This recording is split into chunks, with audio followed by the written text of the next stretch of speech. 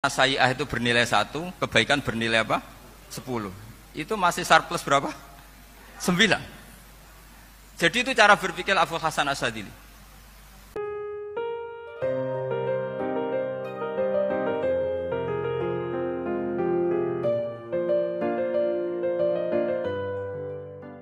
Orang Islam setiap dosa itu pasti ingat salahnya, terus kemudian istighfar. Dan ketika satu kebaikan dibandingkan keburukan, itu kata semua ulama, karena sayi'ah itu bernilai 1, kebaikan bernilai apa? 10. Itu masih surplus berapa? 9. Jadi itu cara berpikir Abu Hasan Asyadzili. Kenapa kamu harus berpikir positif tentang Tuhan? Sekali berpikir tentang negatif, itu bahaya betul. Misalnya begini, kamu berpikir tak rewangi, jadi kiai, sujud, rukuk, ternyata aku tetap lebu neraka, gunane apa? Itu menurut saya kan gak punya akal. Sujud itu satu kelaziman menghamba kepada Allah. Normalnya seorang hamba itu ya sujud. Kemudian gara-gara kamu ingin masuk surga, terus logika kamu dibalik, gunanya apa saya sujud? Ternyata saya masuk neraka. Itu pertanyaan yang benar-benar bodoh dan itu menjadikan Allah benci. Logikanya dibalik begini. Ini saya ngomong serius karena ini bentuk kemenangan saya, ini bentuk kemenangan saya. Saya berkali-kali ngomong di kota pelajar di Jogja karena banyak pengujinya juga, bukan sekedar pendamping tapi penguji. Banyak yang profesor, bukan sekedar dokter, banyak yang profesor. Jadi ya ini dok. Begini, saya pernah ditanya sama seorang dosen, Gus, saya ini ngaji hadis banyak, tapi ada yang saya tidak paham, yaitu mangqala la ilaha illallah dakhalal jannah, ada kalimat wa in zana wa in saraka. Meskipun pernah zina, pernah maling. Ini kan seakan-akan mentoleransi perzinaan dan pemalingan. Terus saya bilang, oh makna hadis itu seperti ini. Jadi kebenaran absolut, kebenaran yang mutlak itu tidak akan terganggu oleh status perilaku seseorang. Saya berkali-kali memberi contoh. Orang yang ditangkap KPK akan bilang 1 tambah 1 2. KPK-nya juga bilang 2. Rivalitas dalam politik, Pak Prabowo ya bilang 2, Pak Jokowi juga bilang 2. Orang yang zaniyah, yang lonte pun akan bilang 2, muftinya juga bilang 2, ketua MUI-nya juga bilang 2. Artinya gini, kebenaran yang absolut adalah kebenaran yang siapapun akan meyakini seperti itu. Seperti 1 ditambah 1, 2. Kamu punya musuh bilang 2. Kalau ibu-ibu ini punya maru, ya marunya bilang 2 tadi tambah mama. Enggak tahu saya terjemahnya apa tadi. Nah, kebenaran yang absolut itu kebenaran yang siapapun pasti mengakui.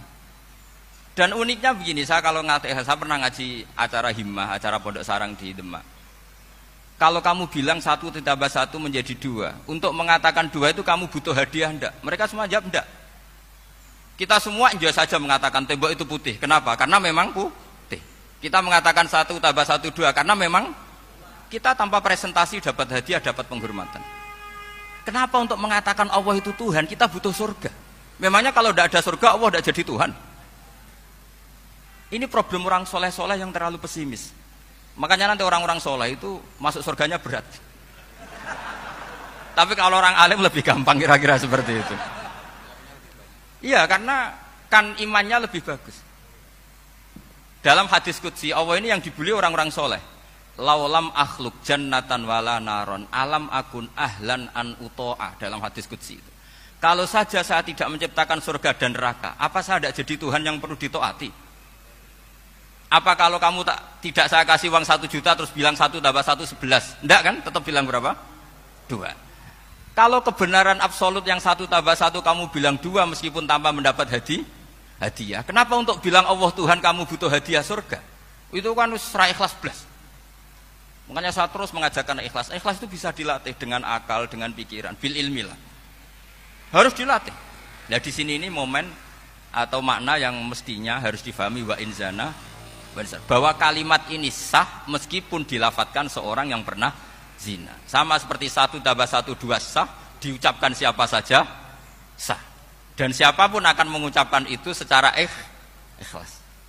Ini penting saya utarakan.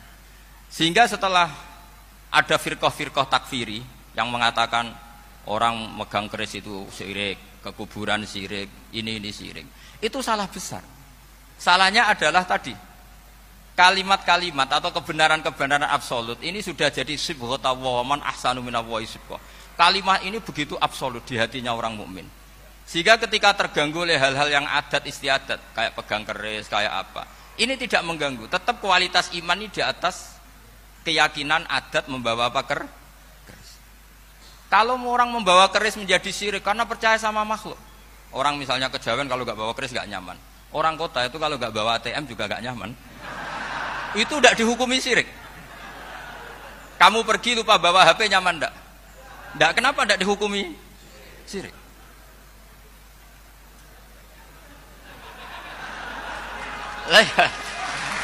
Jadi ini logika-logika. Jadi makanya ini Gus Reza boleh ngeritik saya. Saya itu berkali-kali bilang, saya termasuk ulama yang mau bikin gerakan cangkem elek.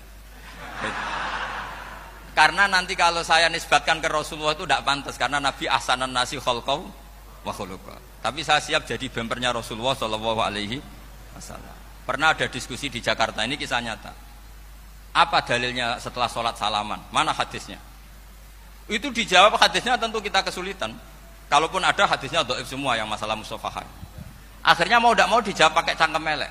Boleh enggak kamu setelah salam nyalain HP yang off? Boleh. Boleh enggak ke kamar mandi? Boleh. Oh berarti kencing boleh, nyalain HP boleh, yang enggak boleh itu ingat Allah. Karena mereka mengkritik wiridan, ngeritik salam. Akhirnya mikir deh, ada enggak hadisnya orang setelah sholat nyalain HP? Enggak ada kan? Tapi mereka nyalain HP enggak hambatan, tapi untuk salaman masalah kan? Ke kamar mandi boleh, tapi untuk wiridan enggak boleh. Akhirnya mereka sadar, oh iya, lama-lama dibesi gini yang kelompok itu, kamu itu korban aliran supaya kamu gak ingat Allah, ingatnya HP-nya. Sehingga orang wiridan kamu kritik, orang nyalain HP tidak kamu kritik. Itu kelompok itu adalah kelompok orang-orang yang supaya orang Islam itu lupa Tuhannya. Itu gerakan cangkem elek, tapi jadikan orang sadar. Jadi ini penting. Jadi kalau kamu tidak bisa bela agama dengan jalan yang lurus karena tidak bakat gitu, nggak apa-apa pakai cangkem elek tadi, karena nggak mungkin gerakan ini dinisbatkan kepada Rasulullah Shallallahu Alaihi Wasallam.